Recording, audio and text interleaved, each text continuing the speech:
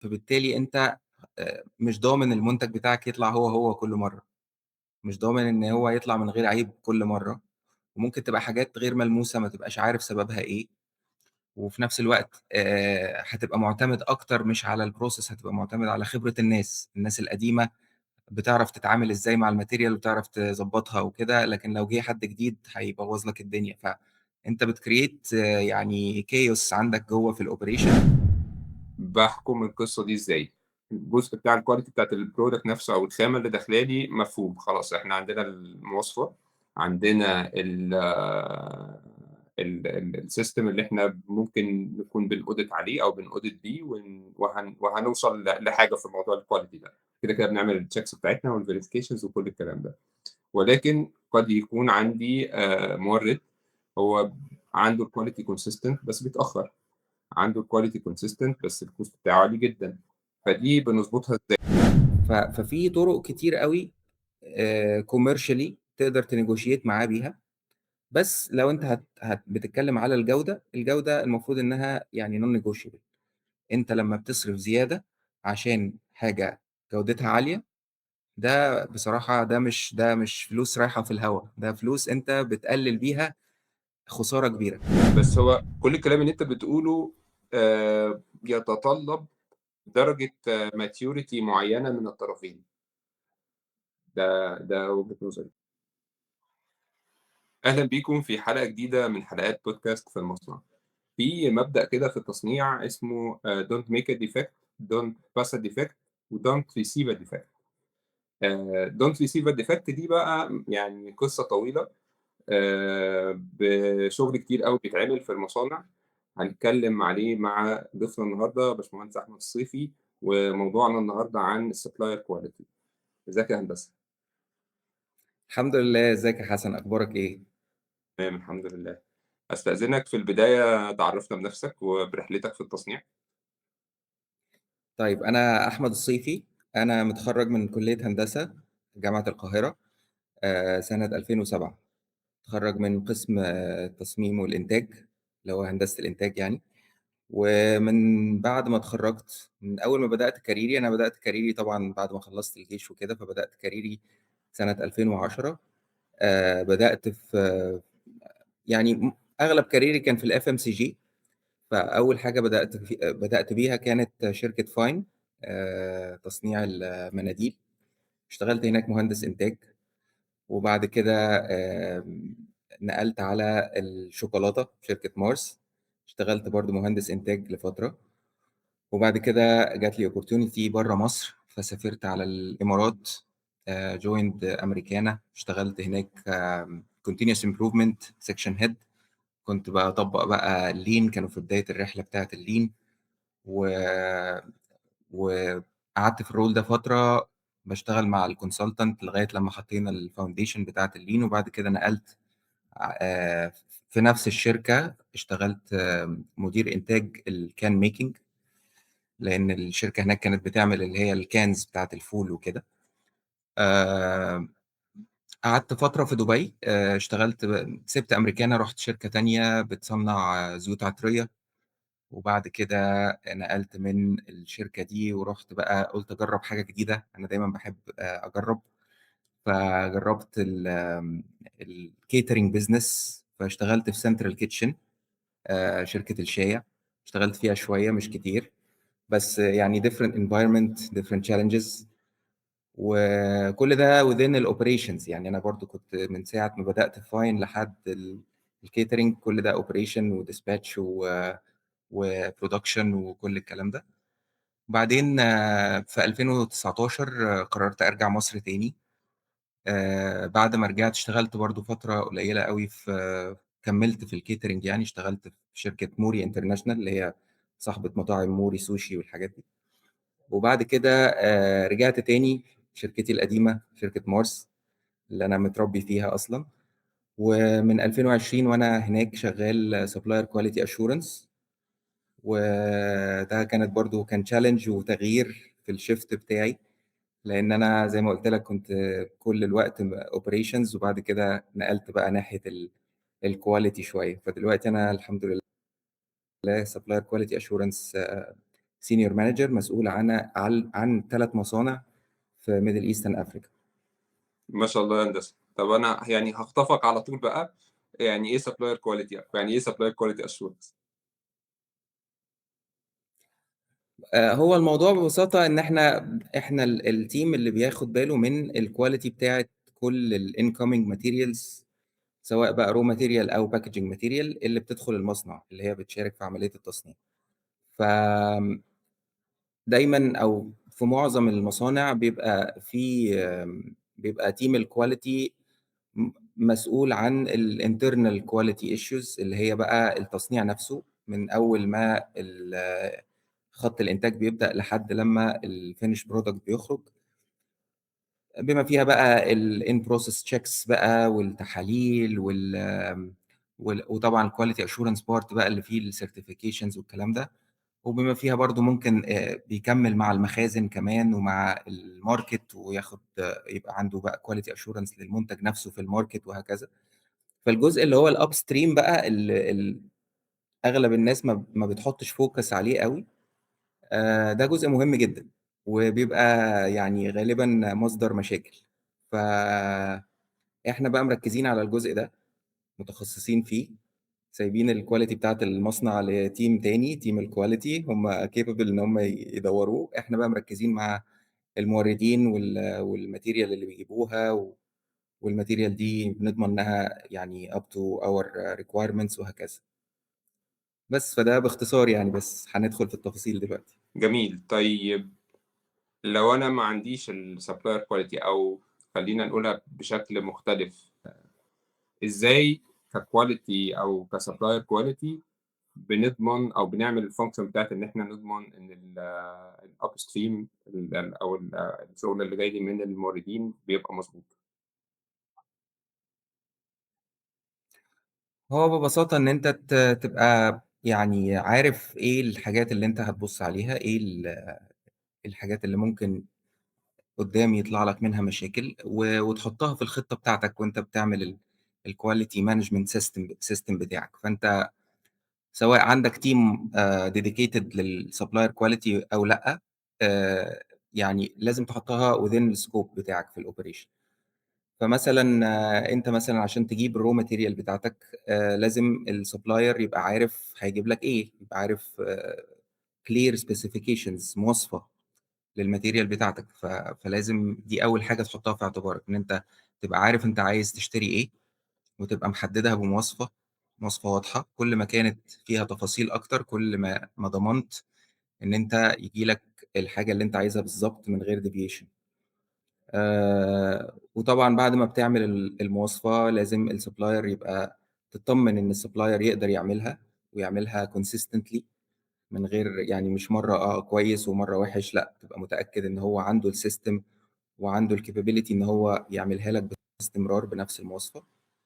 بعدين بعد كده تتابع بقى على الsupplier، تضمن بقى إن الsupplier بيدّي لك نفس الجودة كل مرّة، ولو مشكلة مع الquality بتاعته تبدأ ترجع له تاني تعمل investigation معاه وهكذا. بس زي ما قُلت لك، لو أنت مسكت الموضوع من الأول صح وحددت أنت عايز إيه بالضبط، هتتفادى مشاكل كتير، وفي نفس الوقت لمّا مشكلة تطلع هتعرف توصل لحلّها بسرعة.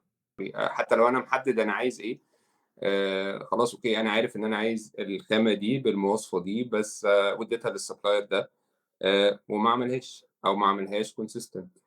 فهل مجرد بس إن أنا عارف المواصفة بتاعتي بيضمن لي الكلام ده، والّا أنا باضمن إزاي أصلًا إن الsupplier أو المورد بتاعي يورّد لي الحاجة بالمواصفة اللي أنا محتاجها؟ حلو، جميل. طيب أنا دلوقتي عندي supplier جديد، أنا قررت إن أنا أشتغل معاه. قبل ما أقرر إن أنا أشتغل معاه لازم أعرف إذا كان هو يصلح للشغل معايا والّا لأ. فمش مجرد إن هو واحد بيقدّم المنتج بتاعي أو الmaterial اللي أنا عايزها دي في السوق، فأروح أشتري منه على طول. فلازم الأول بنعمل حاجة زي audit على الsupplier، بنروح وبنزور المصنع بتاعه، بنشوف الsystems بتاعته، وبنشوف إيه المنتجات اللي هو بيقدّمها، وبعدين بندّي له المواصفة بتاعتنا، بنشوف إذا كان المواصفة بتاعتنا شبه حاجة من اللي هو بيقدّمها أو لأ. طيب تمام. ما لقيناش اللي إحنا عايزينه بالضبط، بنشوف إذا كان هو يقدر يعمل لنا حاجة مخصوصة لينا والّا لأ، تمام؟ الكلام ده طبعًا بييجي تمام. بإن إحنا بندّي له مثلًا مواصفة مكتوبة وممكن ندّي له عينة، يعني ممكن ندّي له حاجة لو هو مش عارف هي إيه، ندّي له عينة ونشوف هو عنده يقدر يعمل حاجة زيها أو لأ. وبعدين لمّا هو بيعمل، بيدّينا هو بقى عينة ولازم نجرّبها عندنا على الخط، فلمّا بنجرّبها على الخط برضه بيتضح إذا كان هي بالضبط بتأدّي نفس أداء الmaterial اللي إحنا بنستخدمها already والّا لأ. طيب لو هي material جديدة أول مرّة نستخدمها، يعني مثلًا product جديد لسه هنبدأ نصنّعه ولسه عايزين نبدأ نجيب الmaterial بتاعته من أول وجديد. ده طبعًا محتاج إن إحنا نبقى شغالين مع الsupplier closely في الdesign بتاع الproduct وفي التجارب اللي إحنا بنعملها لغاية لمّا نطلّع المنتج اللي إحنا عايزينه.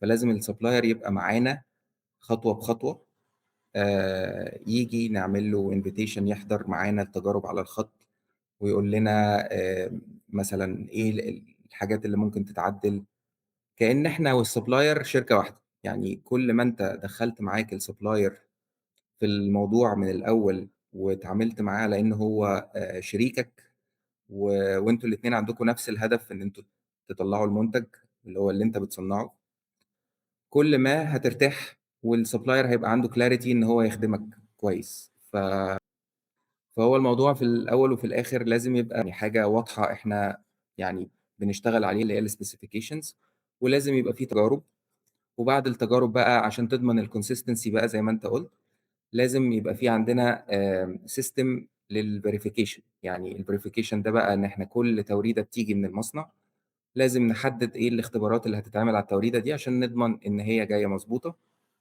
وكل فترة بنعيد كمان الزيارة الaudit اللي اتعمل على الsupplier ده، مش مجرد مرة وخلاص، لازم يبقى في audit بصفة دورية.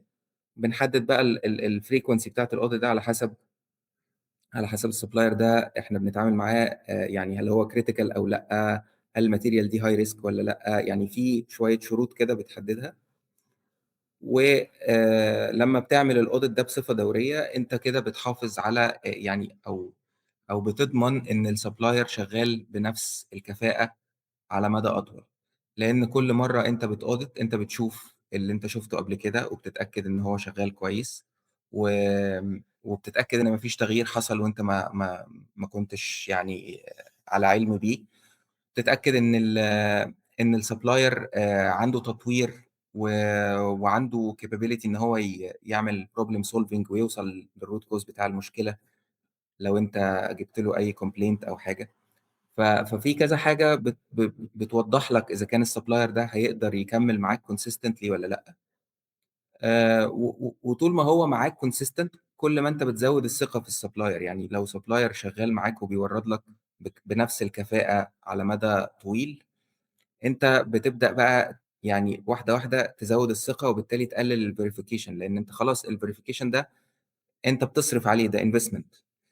إن أنت تروح تعمل audit على الsupplier كل فترة أو إن أنت تقعد تعمل تحاليل أو اختبارات للmaterial لمّا توصل لك، ده أنت بتدفع عليه فلوس. فكل ما زاد الثقة بتاعتك في الsupplier، كل ما تقلل بقى الverification عشان أنت خلاص ضمنت الconsistency، فبالتالي أنت بتكسب برضه في نفس الوقت، بتوفّر فلوس وضمنت إن الsupplier بيجيب لك الحاجة سليمة، ضمنت إن منتجك هيطلع سليم، وفي نفس الوقت الsupplier كمان بيكسب business بي بي بيش يعني أنت بتدّي له أوردرات أكتر، بتعتمد عليه أكتر، فهو بيكبر معاك وهكذا.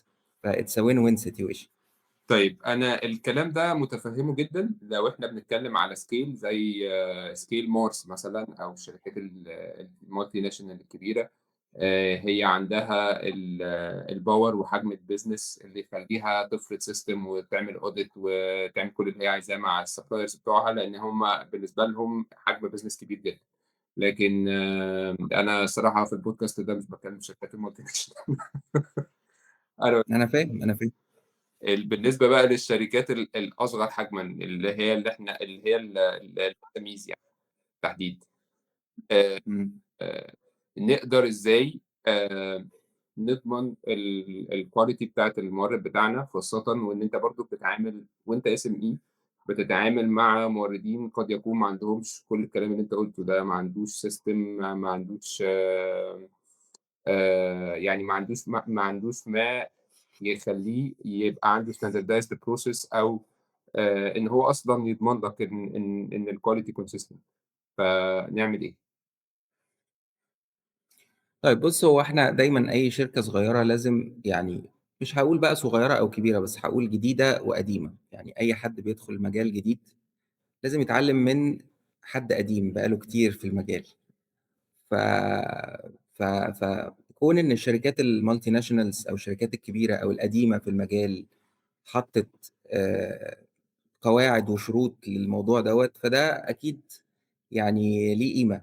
ده جِه بممارسة طويلة أوي على مدى السنين، بتكرارات، بأخطاء كتير اتعلمنا منها وهكذا.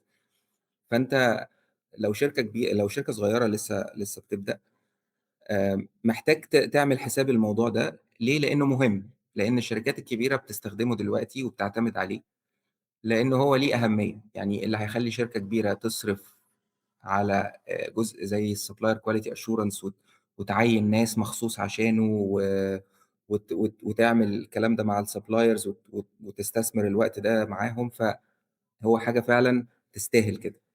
طيب أنا طبعًا مُقدّر طبعًا الشركات الصغيرة بيبقى عدد الteam محدود، وبيبقى ليهم أولوية طبعًا للحاجات الإيه، الأهم اللي هي تجيب فلوس أكتر. ف طيب خلّينا نشوف أهمية الموضوع ويعني إيه اللي يخلّي حد أو شركة صغيرة تستثمر فيه. طيب لو إحنا قُلنا مثلًا إن أنت ما عملتش أي supplier quality assurance اعتمدت على أي material بتيجي لك من السوق و واشتغلت بيها وخلاص. طيب هل أنت آآ لو حصل لك مشكلة أو لو حصل لك complaint من الmarket، هل تضمن إن أنت توصل للسبب الجذري بتاعه بحيث إن هو ما يتكررش تاني؟ ده سؤال. لو أنت السبب الجذري بتاعه جوّه شركتك أو جوّه المصنع within الcontrol بتاعك، تمام، هتقدر توصل وهتحلها. بس بنسبة كبيرة جدًا، وأكيد أنت عارف من خبرتك برضه يا حسن، إن في مشاكل كتير أوي بتحصل بسبب الmaterial، بسبب الraw material. وطبعًا بنفضل إيه، يعني نلِف وندوّر ونراجع كل حاجة، بس في الآخر لمّا نوصل لحاجة برّانا خلاص بنسيبها. خلاص يعني هنعمل إيه؟ إنّما لو أنت عندك ال القدرة إن أنت توصل بالinvestigation بتاعك لبرّه حدود شركتك وترجع للsupplier وتشوف حصل عنده إيه، ده هيدّي لك قوة كبيرة جدًا، هيخلّيك تقدر تحل مشاكل كتير جدًا وتتجنب مشاكل كتير جدًا قبل ما تظهر لك من السوق. ف فده هيتطلب إن أنت من البداية تبقى حاطط لنفسك يعني آآ حاطط ده جوّه الscope بتاعك، تبقى عارف إن في تعامل مع الsuppliers، والتعامل ده لازم يكون بشروط، ولازم تكون محدد لهم هم هيعملوا إيه، وأنت دورك إيه، وطريقة المعاملة ما بينكم لو حصل في أي non-conformance أو أي أخطاء في الquality. فالحاجات دي هتجنبك في الآخر المشاكل اللي ممكن تُقع فيها وما تعرفش تحلها. طب لو أنا اخترت suppliers ما عندهمش الكفاءة دي، أو ما عندهمش من البداية أنا عارف إن هم suppliers مش هيقدروا يدّوني الconsistency اللي أنا عايزها. طب خلاص، يبقى أنا بما إني حاطط الكلام ده في الscope بتاعي من البداية، ومخصص وقت ومجهود ليه لإن أنا عارف أهميته، فهابدأ أشتغل مع الsuppliers دول إن أنا أطوّرهم. لإن أنا زي ما قُلت لك it's a win-win. أنا مش بافكّر إن أنا أنجح لوحدي، أنا عايز كمان الsupplier بتاعي ينجح، عشان نجاحه هينجّحني. لو هو فضل شغّال كده low profile وبيشتغل من غير systems وعنده variability كبيرة، أنا في الآخر هاتضرر. فطالما أنا خلاص اقتنعت بأهمية الموضوع ده وخصصت له الresources اللي هتركّز عليه، يبقى لازم أحُط بقى المجهود الكافي ليه. إن أنا أقعد مع الsupplier، آمم أشاركه بقى في حل مشاكله. لو هو مثلًا ما عندوش مثلًا يعني لو محتاج مثلًا مشروع Six Sigma عشان يقلل الvariability، ممكن أخلّي حد من عندي في المصنع يروح يعمل معاه المشروع ده. لو هو مثلًا عنده الخبرة بتاعته قليلة شوية في الfood safety مثلًا، ممكن أعمل له تدريب، أو أجيبه عندي مثلًا في المصنع ياخد تدريب جوّه المصنع بتاعي، وهكذا. فإحنا بنحاول نُقف مع الsupplier بحيث إن هو يبقى يتطوّر ويوصل للlevel اللي إحنا عايزينه، أو اللي إحنا نضمن بيه إن إحنا نبقى إحنا الاتنين شغالين مع بعض consistently من غير مشاكل. تمام، بس هو كل الكلام اللي أنت بتقوله يتطلب درجة maturity معيّنة من الطرفين. ده وجهة نظري، يعني لازم يبقى أنا كمصنع عندي maturity level يعني مش لازم يكون عالي أوي، مش لازم أبقى يعني شركة multinational، بس على الأقل يعني mature enough إن أنا فاهم إن أنا محتاج أصلًا الsystem ده، وفاهم إن أنا آآ بداية الquality عندي بتبتدي من عند الsupplier مش من عندي في المصنع، plus إن الsupplier بتاعي أصلًا كمان عنده نفس الmaturity level أو أعلى شوية أو أقل شوية عشان يبدأ يتقبّل كل اللي إحنا بنقول عليه ده. فلو أنا ما عنديش هذه الmaturity، ولو أنا الsuppliers بتوعي ما عندهمش هذه الmaturity، أقدر أحمي نفسي إزاي؟ أنت برضه اشتغلت في levels مختلفة يعني، من حجم الشركات وحجم الbusiness وmultinational وlocal وكده، فأقدر أحمي نفسي إزاي من المشاكل اللي ممكن تيجي لي من الخامات؟ ب بإن أنت تعمل system قوي للاستلام، يعني إن أنت تمنع تعمل زي خط دفاع، إن أنت أي حاجة تيجي لك ت ت ت قبل ما تستلم تراجعها كويس، تعمل تبعتها تتحلل لو هي خامة raw material، أو تعمل عليها visual inspection، يعني تشوف بقى إيه الcritical parameters اللي أنت محتاج تشيّك عليها قبل ما تدخّل الmaterial دي جوّه عندك على خط الإنتاج. كل ما عملت يعني process للاستلام دقيقة وstrict، كل ما قلّلت الضرر اللي ممكن يحصل عندك في خط الإنتاج. بس تاني برضه هارجع وأقول لك، أنت ممكن تعمل خط دفاع رهيب، بس هتلاقي نفسك في الآخر ما بتستلمش حاجة. فإيه المكسب من كده؟ يعني أنت ممكن، طالما أنت بتتعامل مع supplier والsupplier لسه بيتطور ومحتاج ي يحسّن من أدائه وعنده variability كتير، فأنت في الآخر هييجي لك شحنات كتير أوي هترفض نُصّها، طب ما أنت مصنعك هيُقف، استفدت إيه؟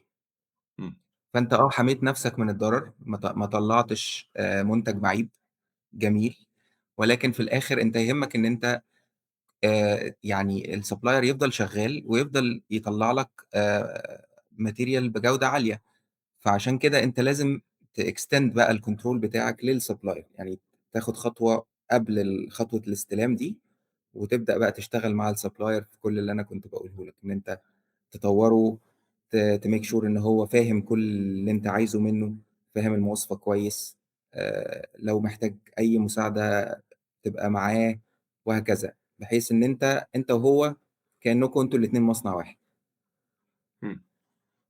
فيعني أنا شايف يا حسن إن الموضوع ده ممكن سطحيًا كده يبقى second priority للمصنع، ولكن يعني زي ما قُلت لك، الشركات الجديدة المفروض تتعلم من القديمة، من خبرات الشركات القديمة اللي خصّصت المجهود للجزء ده. لو أنت شركة جديدة وشايف الموضوع ما لوش أهمية، جرّب سنة، سنتين وشوف، لو أنت لقيت فعلًا الموضوع يستاهل، ابدأ بعد كده خطّط له وحُط له البادجت بتاعته. أنا مش مختلف معاك إن الموضوع مهم وإن ده اللي لازم يحصل، هو أنا بدأت الحلقة أصلًا don't receive a defect، ولكن don't receive a defect دي تشتمل على إن إحنا خط الدفاع اللي أنت اتكلمت عليه، إن إحنا يعني نوقّف استلام الخامات اللي إحنا مش عايزينها أو اللي هي خارج المواصفة بتاعتنا، أو نمنع أصلًا إن الsupplier ينتجها من الأساس من عنده. لكن برضه في التاني هاروح للشركات الصغيرة والمتوسطة، هتلاقي إن الdriver الرئيسي هتلاقيه دايمًا الcost، مش ممكن ما يكونش الquality. أنا هاقبل الvariability في الquality، وده الحقيقة إن أنا ده كان السؤال اللي بعد كده، يعني ممكن إمم. أقبل الvariability في الquality مقابل إن الراجل ده هيدّيني سعر رخيص، أو إن الراجل ده بيدّيني سعر رخيص. فأنا كموردين بيبقى عندي كذا حاجة، عندي الquality بتاعة الproduct وإن أنا عايزها quality consistent وعندي الdelivery وعندي الcost. فأنا بقى كsupplier quality أو كsupplier quality assurance أو كsupplier quality management باحكم القصة دي إزاي؟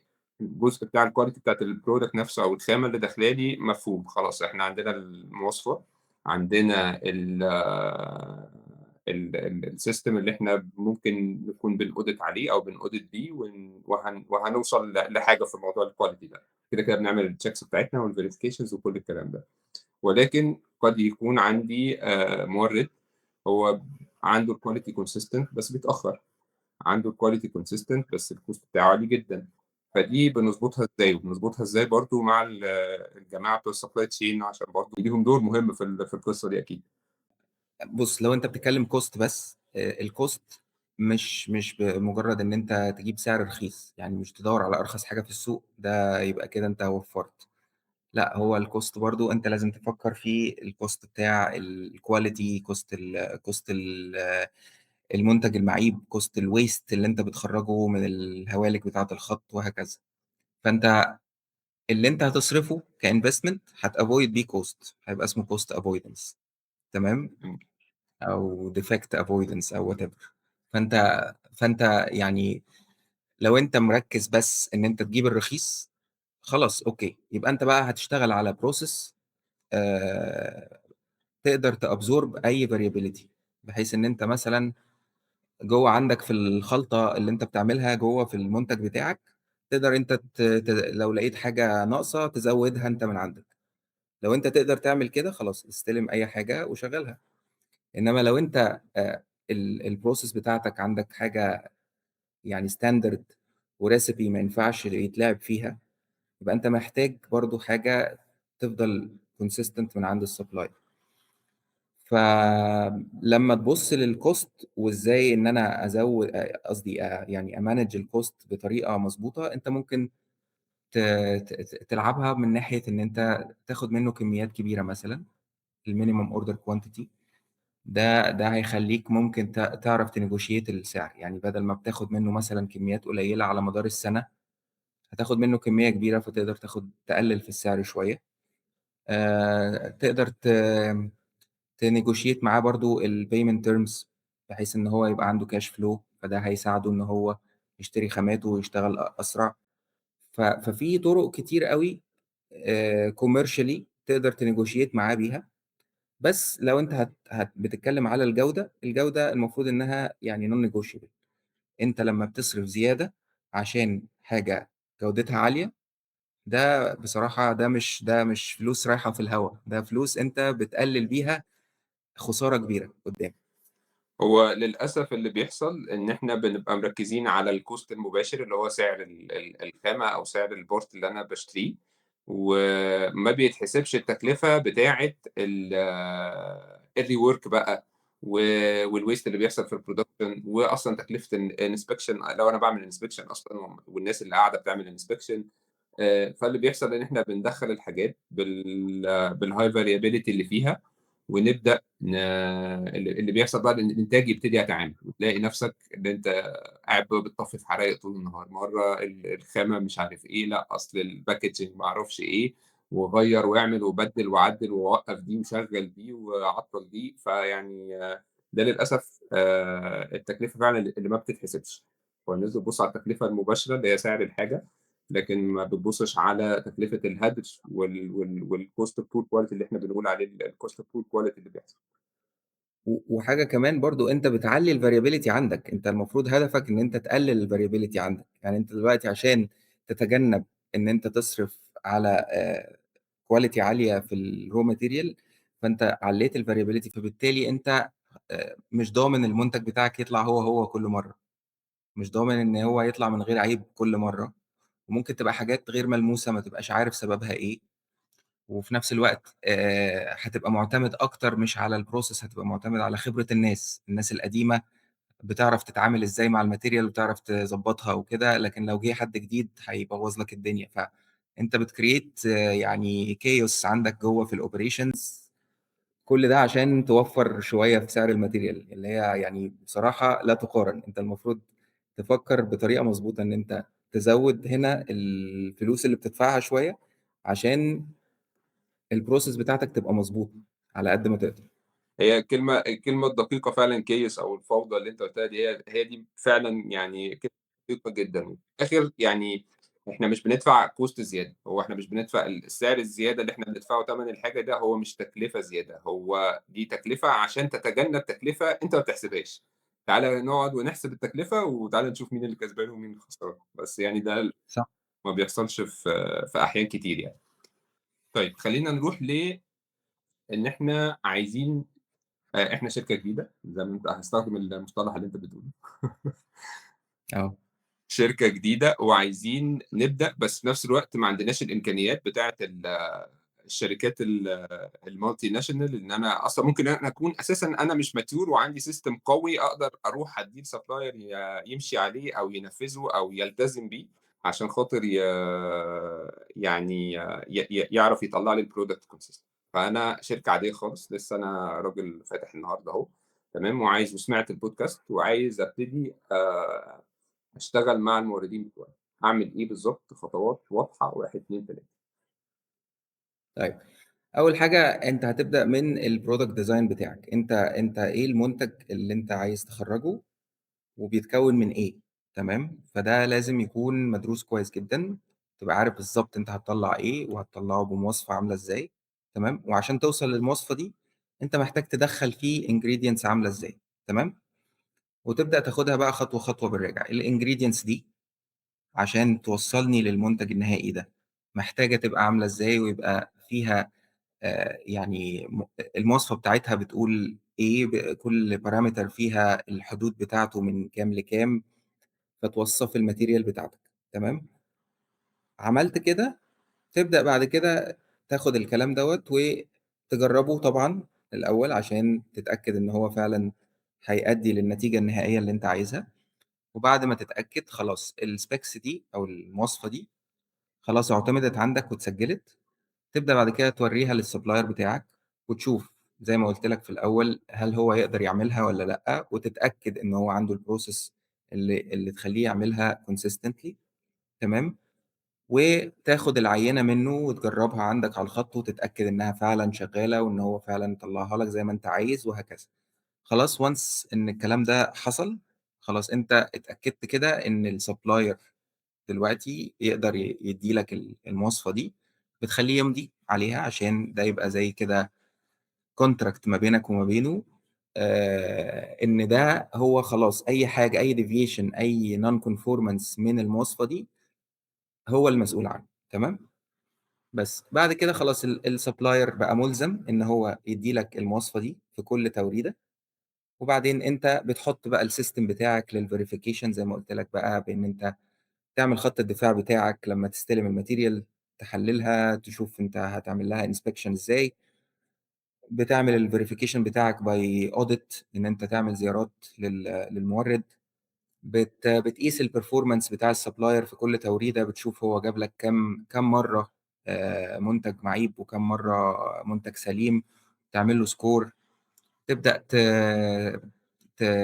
تعمل evaluation للsupplier دوّة، يعني ب مثلًا كل سنة أو كل 6 شهور بتشوف الsupplier بتاعك ماشي الtrend بتاعه consistent بيطلع، بينزل، يعني تمام؟ يعني آه. evaluation يعني الevaluation ده عبارة عن إيه؟ الevaluation ده عبارة عن تقييم لأداء الsupplier، تمام؟ طيب أنا باقيّم أداء الsupplier على كذا حاجة. أنا بما إني راجل بتاع quality فأنا هاتكلم على حتة الquality. طبعًا أنا عارف إن في KPIs كتير supply chain وprocurement وهكذا، بس أنا هاتكلم بس على حتة الإيه، الquality. فأنا يهمني في الquality إن هو يجيب لي منتج مطابق للمواصفة بتاعتي كل مرة، ويكون طبعًا يعني المواصفة دي تشمل بقى ظروف التخزين وظروف الشحن وهكذا. فكل مرّة هيجيب لي فيها منتج معيب، لازم أسجّل عندي الكمية المعيبة ديّة والseverity بتاعتها، يعني مثلًا لو هو جابها لي كرتونة مثلًا متنية شوية، غير لو جابها لي فيها مسمار جوّه، فدي ليها وزن ودي ليها وزن تاني، دي هتعمل لي مشكلة ودي هتعمل لي مشكلة أكبر.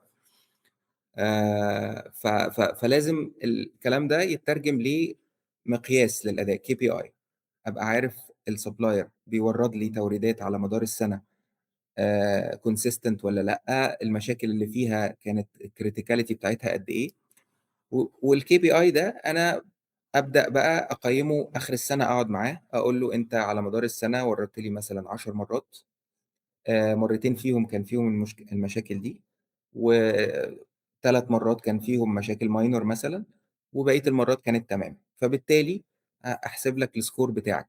أنا باترجم الكلام ده في الآخر لscore. إمم. score دوّة بقى ممكن يبقى من 10، ممكن يبقى percent وهكذا، أي حاجة، يعني أنت you create your own KPI. فأنت من الscore ده خلاص ده مقياس لأداء الsupplier، فبتقول له أنت أدائك السنة دي كان كذا، وأنا بالنسبة لي ده أداء مُرضي مثلًا، عايزين نكمّل على كده ما نقلّش عنه. جه السنة الجاية جاب score أقل، هتقول له لأ، أنت كده عندك مشكلة، أنت أدائك السنة دي غير مُرضي، يبقى إحنا لازم نشوف مشاكلنا إيه اللي وصّلتنا للأداء الغير مُرضي ده، فنبدأ نشتغل معاه على تحسين الأداء. طب والله أصل إحنا جالنا مثلًا مدير جودة جديد، أصل إحنا غيّرنا المَكَنة، أصل في مشاكل كتير. طبعًا لازم تتّفق مع الsupplier إن أي حاجة تتغيّر عنده لازم يبلّغك بيها، لإن كل ما بلّغك بدري، كل ما أنت استعدّيت وتجنّبت المشاكل قبل ما تبقى أمر واقع عندك.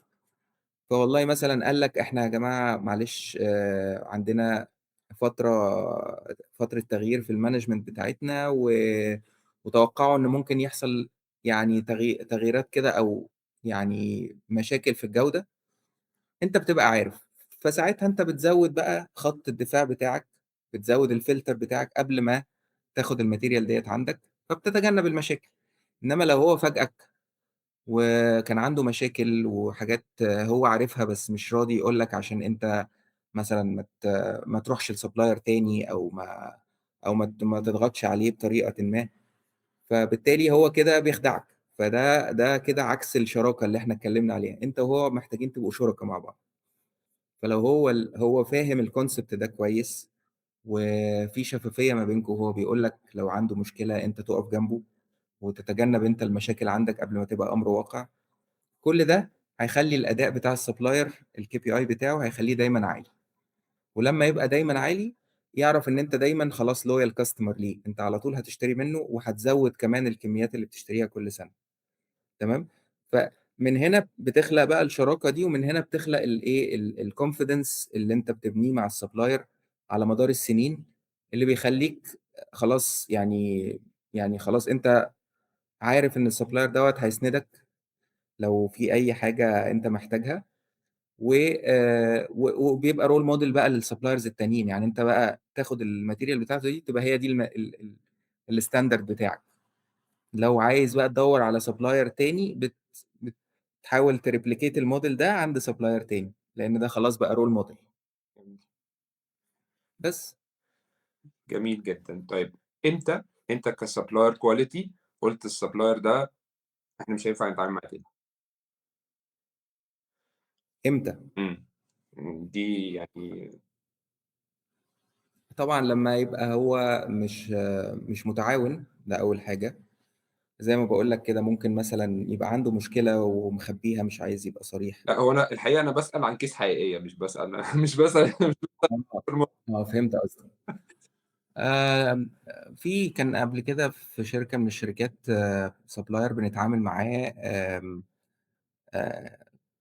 أنا رُحت شُفت الsupplier ده، لقيت إن هو بيخزّن الحاجة غلط، يعني في عنده حاجات، يعني حاجات المفروض تبقى في التلاجة مش حاططها في التلاجة، وحاجات متسابة على الأرض، وحاجات يعني severe food safety issues، يعني المفروض إن هو دي حاجات هو عارفها، والمفروض إن هو يعني ما يبقاش فيها تهاون يعني.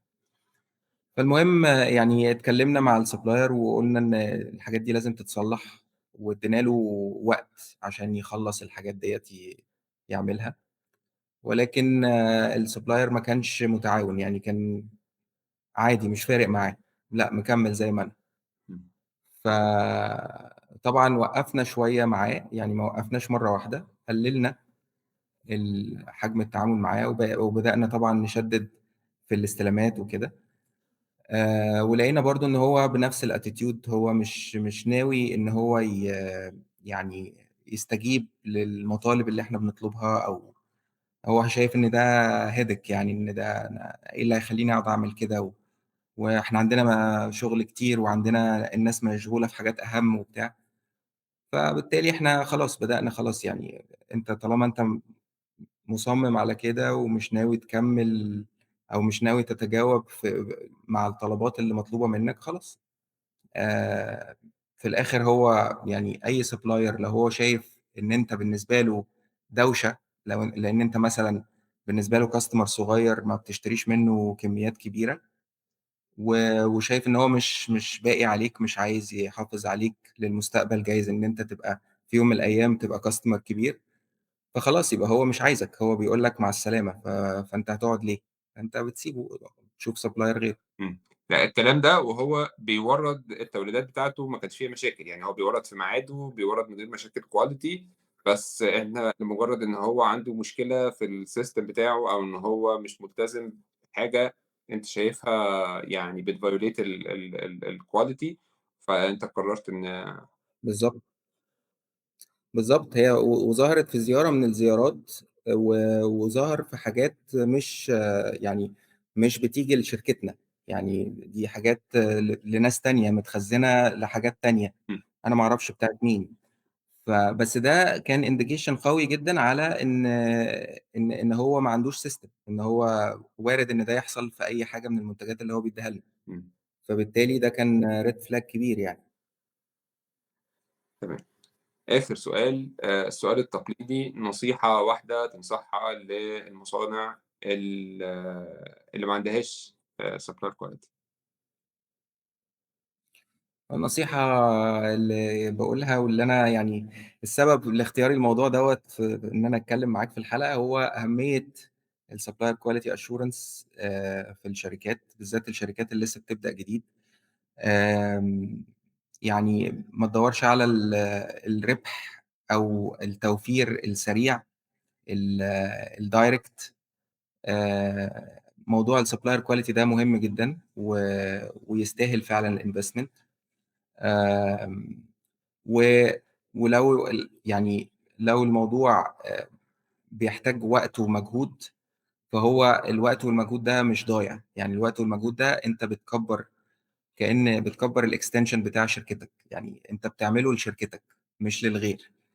فما تفتكرش إن أنت بتعمل الكلام ده عشان حد تاني، أو إن أنت بتهتم بbusiness حد تاني وسايب التركيز على الbusiness بتاعك، بالعكس أنت كل ما هيبقى عندك يعني suppliers أقويا، كل ما شركتك بقت قوية، فبالتالي أنت بتعمل المجهود ده ليك أنت، لمصلحتك أنت. أحمد أنا باشكرك جدًا، جدًا، جدًا على يعني وجودك معايا النهارده وعلى كل الinsights اللي أنت شاركتها معانا. شكرًا ليك يا حسن والله، يعني متشكر، ويا رب أكون أفدت المستمعين بتوع البودكاست باللي أنا قُلته، وأتمنى إن إحنا يعني نسجل تاني مع بعض إن شاء الله. أكيد، أكيد. زي ما شُفنا النهارده إحنا اتكلّمنا عن الsupplier quality أو supplier quality management، إزاي إن إحنا المفروض نمنع العيوب والمشاكل من حتى برّه المصنع، ما نستناش أمّا تكون جوّه المصنع ونبدأ نشتغل عليها أو إن هي تحصل عند الsupplier فتيجي عندنا فنبدأ نمنعها إن هي تخُش، لإن زي ما شُفنا إحنا ممكن في الآخر نلاقي ما فيش حاجة داخلة. اتكلّمنا إزاي ممكن يبقى عندنا system بسيط للsupplier quality، وشُفنا إيه المشاكل اللي ممكن تحصل لو إحنا ما عندناش الموضوع ده، واللي في كتير مننا بيعيشوا القصة دي يوميًا، وكمية الvariability والتغييرات والمشاكل والfire fighting اللي بتحصل كل يوم. أتمنى إن أنتم تكونوا استفدتوا من الحلقة، واستنوني في حلقة جديدة في المصنع.